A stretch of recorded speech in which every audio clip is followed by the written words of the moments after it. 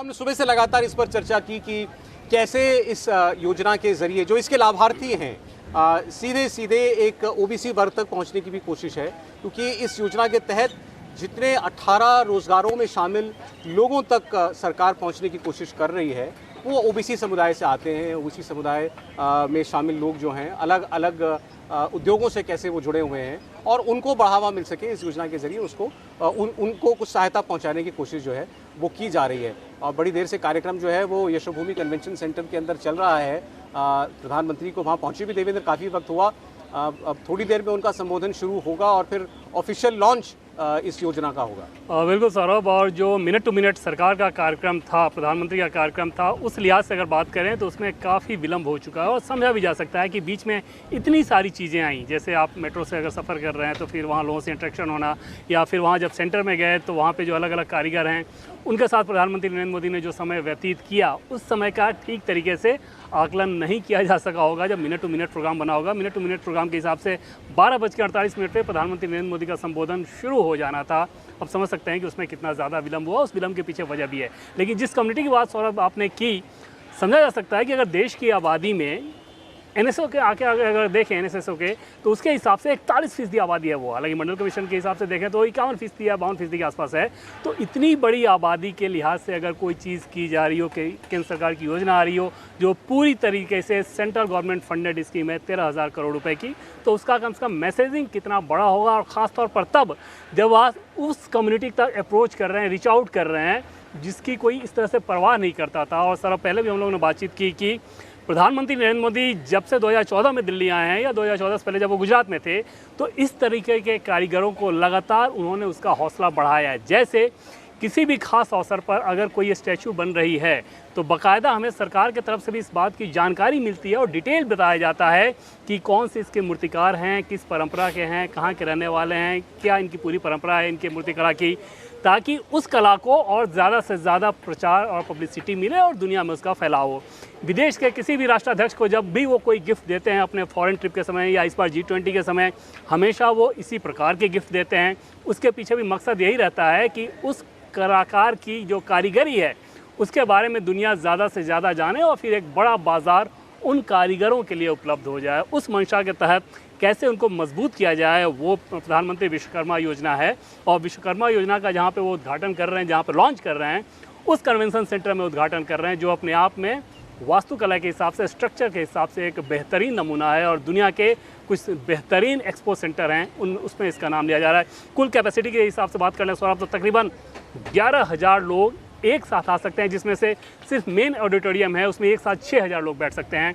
बाकी 13 meeting room है, ball room है, एग्जीबिशन सेंटर है अलग से। तो कुल मिलाकर एक बड़ा सेटअप उन्होंने तैयार किया है। उस बड़े सेटअप में ये बड़ी स्कीम 2024 के लिहाज से भी देखिए। और इस योजना को लेकर के विपक्ष की तरफ से यही बस कहा जा रहा है कि ये एक पॉलिटिकल योजना लग रही है, ये योजना जो है चुनाव को देखकर लाई गई है, ऐसा जो है दिखाई दे रहा है। ओबीसी वोट तक किसी तरीके से पहुंचने की कोशिश भारतीय जनता पार्टी की सरकार की लगती है चुनावों से ऐन पहले। हर्षवर्धन जी, देखिए मुझे लगता है कि राजनीति में अगर ये आरोप लग रहा है तो उसको लाभ देगा जिसके ऊपर ये आरोप लगता है। भाई आप यही तो कोशिश होती है ना, हर राजनेता की क्या कोशिश है, वो यही कोशिश है कि जब से देश स्वतंत्र हुआ, भारत के लोगों को राज करने का अधिकार मिला, वो जनता के प्रतिनिधि के तौर पर, सेवक के तौर पर पहुंचते हैं, तो वो जनता कहाँ रह जाती है सरकार की योजनाओं। क्या सरकार में जो लोग राज कर रहे होते हैं उनकी नीतियों से, उनके कार्यक्रमों से, उसके क्रियान्वयन से उनका कुछ लाभ होता है? अब इसके पहले भी ऐसा नहीं है, अलग अलग समय पर हर सरकार कोशिश करती रही, लेकिन उसके बावजूद आप सोचिए, एक छोटा सा उदाहरण देता हूं कि गांव में जो नाई है या कहीं भी जो नाई का काम करता है वो सम्मान का काम नहीं हुआ, और जावेद हबीब का कोई सलून सेंटर है तो वो सम्मान का काम है। क्यों? क्योंकि उसके पास एक क्षमता है, एक पूंजी है, वो एक बढ़िया एसी रूम खोलता है, सलून खोलता है, वहाँ अलग अलग तरह की सुविधाएं देता है। जबकि वो कुशलता बिना किसी कार्यक्रम के, बिना किसी प्रशिक्षण के भारत के समाज में एक बड़े वर्ग के पास है, यानी डिग्निटी ऑफ लेबर। अब आप उसको पिछड़ी जाति से जोड़िए, अब आप उसको ओबीसी कम्युनिटी की लिस्ट निकालिए कि 18 काम करने वाले कौन कौन लोग हैं, सुनार, लुहार, बढ़ई, जो भी आप जिनको अलग अलग नामों से कहते हैं। लेकिन अगर केंद्र सरकार एक योजना लेकर आ रही है और वो कह रही है कि भाई तुम अच्छा सा अपना काम करो, उस काम के जरिए अपना सम्मान बनाओ और सम्मान के साथ रोजगार की जो सबसे बड़ी चुनौती है, क्योंकि कोई भी सरकार सीधे सीधे सबको रोजगार नहीं दे सकती, वो रोजगार का अवसर मिले, उसके साथ 4 लोग जुड़ कर जाएं, तो जिस गांव की कल्पना महात्मा गांधी करते थे कि गांव मतलब हमारा जो गांव होगा वो आत्मनिर्भर होगा, ये देश उस दिशा में आगे बढ़ सकता है। और अगर लोगों को लगता है कि ये पॉलिटिकल स्कीम है, इससे लोगों को लाभ होगा, वो मोदी जी से जुड़ जाएंगे, तो मुझे लगता है कि ये उस स्कीम की और ज्यादा सफलता की तरफ दिखाती है। अब ये पॉलिटिकल स्कीम अगर है भी तो इसका डिविडेंड कितना मिलेगा, ये तो इस बात पर निर्भर करता है कि कितना जमीन तक पहुंचती है ये। जी त्रिवेदी जी, बिल्कुल ठीक बात है, लेकिन मैं बताऊं इस योजना को खासतौर से जिक्र करें कि पूरी की पूरी स्कीम विश्वकर्मा योजना का हम जिक्र कर रहे हैं, वो एक होलिस्टिक अप्रोच है। आपने ओबीसी का जिक्र किया, ये ओबीसी में भी वो सब लोग हैं जिनको एक मौका नहीं मिला था, जिनके पास हुनर था, उन लोगों के लिए कारीगर जो कामगार जो लोग हैं, कामगार जो जातियां हैं, उनके लिए खासतौर से योजना बनाई गई जिसमें 18 तरीके के काम किए गए। और इसका बैकग्राउंड देखें तो रोहिणी कमीशन की अभी रिपोर्ट राष्ट्रपति को पेश की गई है, जिसमें ओबीसी की उन जातियों का जिक्र है जिन्हें फ़ायदा नहीं हुआ रिजर्वेशन का। उसमें 936 जातियाँ हैं जिनको फ़ायदा नहीं हुआ, और उसी में ज़्यादातर ये कामगार जातियाँ हैं। फिर होलिस्टिक अप्रोच है कि कारीगर तो काम करता है, लेकिन यदि उसे मार्केट अवेलेबल नहीं है, उसके लिए उसके फाइनेंशियल जो साधन होने चाहिए वो नहीं है, तो वो आगे नहीं बढ़ सकता। तो ये जो 13,000 करोड़ की योजना है कि उन्हें सपोर्ट मिले फाइनेंशियल और मार्केट भी मिले। आप सोचो ये जो कन्वेंशन सेंटर है, और आपने अभी जिक्र किया कि मेट्रो का एक हिस्सा जोड़ा गया, वो मेट्रो का एक हिस्सा नहीं है, वो इम्पॉर्टेंट है क्योंकि वो एयरपोर्ट की मेट्रो लाइन है। मतलब दुनिया भर के लोग सीधे कन्वेंशन सेंटर पहुंच रहे हैं, और वहाँ प्रधानमंत्री अपने कामगारों की एक योजना का उद्घाटन कर रहे हैं।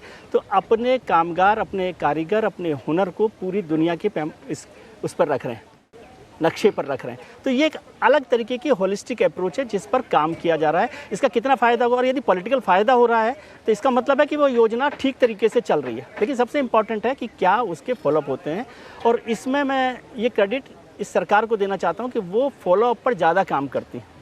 प्रधानमंत्री भी और जो हमारे होम मिनिस्टर योजना लॉन्च करके कर दी हो, बल्कि वो बहुत छोटे छोटे प्रोजेक्ट्स पर भी फॉलोअप पर काम करते हैं, और इसीलिए ज़्यादातर योजनाएं अभी तक चल रही है। यदि प्रधानमंत्री के 9.5 साल का टाइम हो गया है तो बहुत सारी योजनाएं बंद हो जानी चाहिए थी। सैकड़ों योजनाएं प्रधानमंत्री ने शुरू की है, लेकिन वो योजनाएं आगे बढ़ी हैं, तो उसका फॉलोअप लगातार होता रहा है और उसका फ़ायदा होगा। यदि पॉलिटिकली इसका फ़ायदा हो रहा है और कुछ लोग चिंता कर रहे हैं, तो इसका मतलब है ये एक सक्सेसफुल स्कीम है। इंडिया टीवी हर वक्त हर जगह डाउनलोड करने के लिए सर्च करें India TV news Google play store या ऐप स्टोर पर।